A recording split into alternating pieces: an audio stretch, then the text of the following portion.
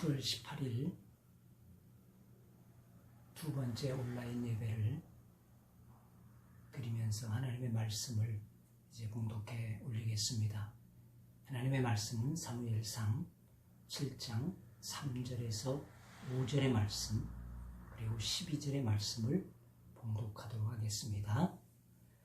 사무엘이 이스라엘 온 족속에게 말하여 이르되 만일 너희가 전심으로 여호와께 돌아오려거든 이방 신들과 아스타롯을 너희 회중에서 제거하고 너희 마음을 여호와께로 향하여 그만을 섬기라. 그러면 너희를 블레셋 사람의 손에서 건져내시리라. 이에 이스라엘 자손이 바알들과 아스타롯을 제거하고 여호와만 섬기니라. 사무엘이 이르되 온 이스라엘은 미스바로 모이라. 내가 너희를 위하여 여호와께 기도하리라 하며 12절입니다. 사무엘이 돌을 취하여 미스바와 센 사이에 세워 이르되 여호와께서 여기까지 우리를 도우셨다 하고 그 이름을 에벤에셀이라 하니라. 아멘. 빅터 드리커의 자기 경영 노트라고 하는 책에 성공의 5가지 법칙을 말하고 있습니다.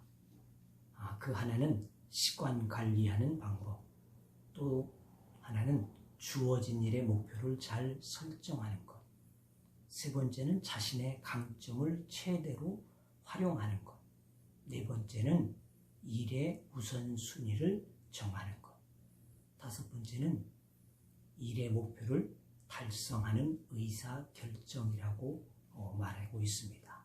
바로 그것입니다. 피터 드리커가 제시한 5가지 방법 중에 제일 중요한 것이 있다면 아마 일의 우선순위를 정하는 것일 것입니다. 왜냐하면 이것이 제대로 안 되게 되어지면 나머지의 모든 일들은 뒤죽박죽이 되어질 수밖에 없기 때문일 것입니다. 오늘 본문의 내용은 그렇습니다. 블레셋 사람들이 이 이스라엘 사람들을 너무나 힘들게 하고 괴롭게 하고 고통을 주었다는 것입니다.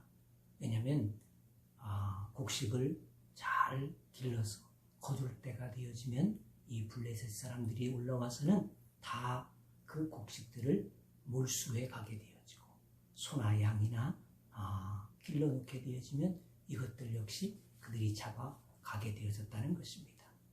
그래서 이 블레셋 사람들로 인하여서 이들이 너무나 고통 가운데 있게 되어진 이것을 보게 되어진 사무엘 선지자는 저들에게 5절에 있는 말씀과 같이 너희의 이방신들을 제거하라. 아스타롯을 제하라. 그리고 오직 여호와만 섬기는 자들이 되어지라. 이와 같이 권고하게 되어졌다는 것입니다. 그러자 이 이스라엘 백성들이 그제야 깨닫게 되어지고 하나님 말을 섬기고 그 모든 우상과 또 아스타롯을 이방신들을 다 내어 버리게 되어졌습니다. 그러자 여호수아는 그들을 미스바에 모이라고 권합니다. 내가 너희를 위해서 기도하게 되어질 터이니 함께 모이라. 이와 같이 하게 되자 이 백성들이 다 모여서 하나님 앞에 회개의 기도를 하게 되어집니다. 그러자 하나님은 이 블레셋 사람들을 몰아내셔서 사무엘이 있는 날 동안에 이 땅에 태평한 이와 같은 은혜를 내려주셨음이 오늘 본문에 요지되어지는 말씀이 되어집니다. 자, 우리들도 그간에 많은 어려움들이 있었습니다. 또 아직도 이 코로나로 인하여서 정말 힘든 가운데 있고 특별히 이렇게 또 이 코로나로 장벽이 막혀져서 하나님 앞에 함께 모여서 예비하지 못하게 되어지는 어려움들을 갖게 되어져 있습니다. 그러나 그 가운데에서도 이 이스라엘 백성들이 하나님 앞에 회개하고 돌이키게 되어질 때 저들을 구원하시고 저들에게 다시금 은혜를 베푸시는 하나님을 우리는 만나야지 될 줄로 믿습니다. 그래서 우리를 여기까지 도우시는 에베레셀의 하나님을 만날 수 있기를 원합니다. 그래서 오늘의 제목은 내일을 준비하는 사람 가운데 여호와를 섬기는 자, 여호와만을 바라볼 수 있는 이와 같은 사람들이 되기를 원하며 이 말씀을 드립니다. 하나님은 과거에만 도우시는 하나님이 아니라는 것입니다. 성경 속에 있는 하나님이 아니라는 것입니다. 앞으로도 또 여러분과 저의 생애를 반드시 도와주시고 지켜주심이 되는 줄로 믿습니다. 우리는 한순간도 하나님의 도움이 없이 스스로 존재할 수 없다는 것을 인정해야지 합니다. 우리는 무엇을 한다고 큰 소리를 치지만 하나님의 능력이 아니면 아무것도 할 수 없음을 인정해야지 될 줄로 믿습니다. 내일을 준비하는 사람, 오늘 두 번째, 세 번째 시간으로 주만 바라보는 자가 되어야지 될 것입니다. 시편의 기자는 노래합니다. 내가 산을 향하여 눈을 들리라. 나의 도움이 어디서 오나. 사람은 그 누구나 희망을 갖고 내일을 바라볼 수 있어야지 합니다. 삶의 의미를 갖게 되어질 수 있기 때문에 그렇습니다. 그러나 인간이 세상에서 바라보는 그 무엇도 영원할 수는 없다는 것입니다. 오늘은 그것이 큰 힘이 되어지고 능력이 되어지지만 내일은 그것이 나에게 있어서 큰 해가 되어지고 어려움도 된다는 것입니다. 덴마크 같은 나라는 더 바랄 것이 없는 부유한 나라입니다. 하지만 그 나라의 인구 500만 명 중에 1년의 자살수는 약 3,000명가량이 되어진다는 것입니다. 왜? 이 세상에서 더 바라볼 것이 없게 되자 삶의 의미를 잃게 되어졌다는 것입니다. 삶의 의미가 없어졌다는 겁니다.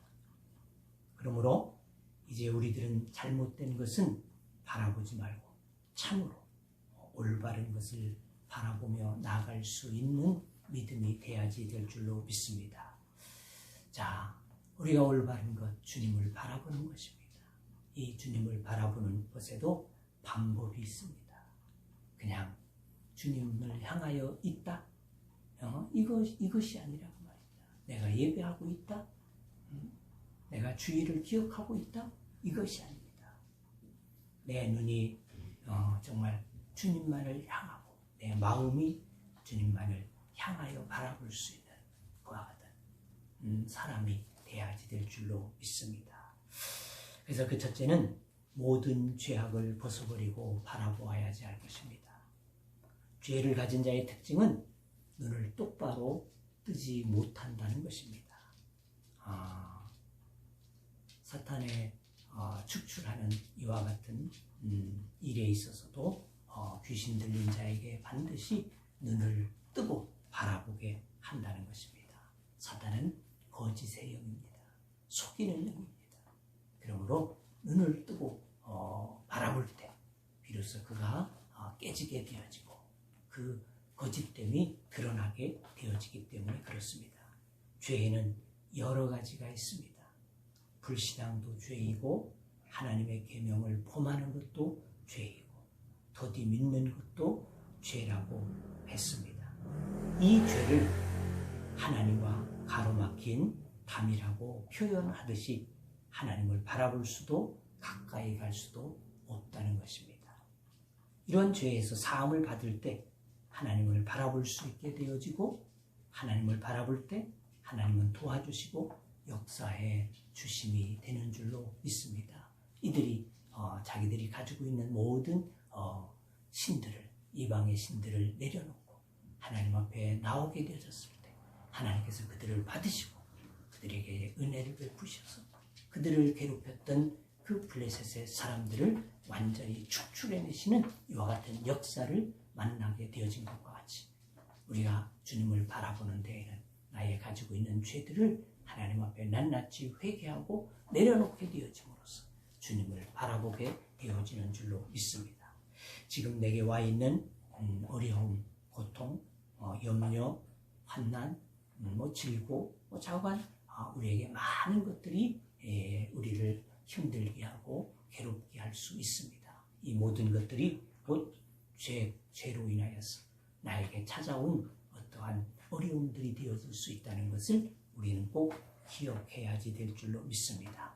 그래서 우리가 하나님을 바라보지 아니하고 하나님을 바라보지 못하게 되어진 데서 오게 되어진 여러 가지의 어려움이라는 것을 우리가 반드시 기억하고 하나님 앞에 내 모든 죄들을 회개하고 하나님을 바라볼 수 있는 믿음이 되어지기를 바랍니다.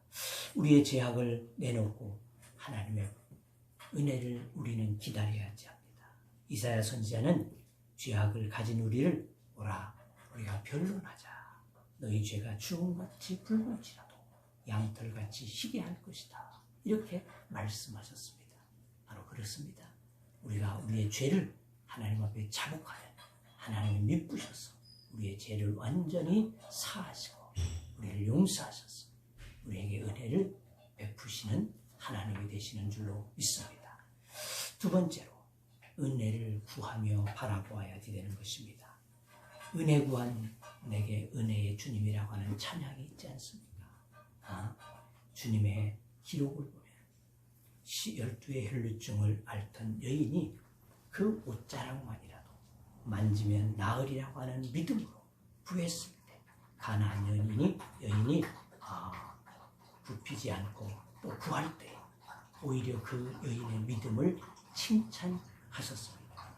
구하라 찾으라 문을 두드리라. 지난 시간에도 말씀을 드렸습니다. 이와 같이 주님을 의지하고 믿는 믿음으로써 하나님 앞에 나가게 되어질 때 하나님이 반드시 나에게 은혜를 주시는 하나님 되심을 믿고 나가게 되어질 때 하나님께서 여러분의 기도를 들으시고 여러분의 모든 환난에서 이기게 하시고 은혜를 베푸실 하나님이 되심이 되는 줄로 믿습니다. 세 번째는 하나님 앞에 예배드리고 바라보라는 것입니다. 주님은 요한복음 4장 23절 말씀 우리가 잘 아는 대로 아버지께 참으로 예배하는 자들은 신령과 진정으로 예배할 때가 오나니 곧 이때라. 아버지께서는 이렇게 자기에게 예배하는 자들을 찾으시느니라. 그렇게 말씀하셨습니다. 어떤 자를 찾습니까?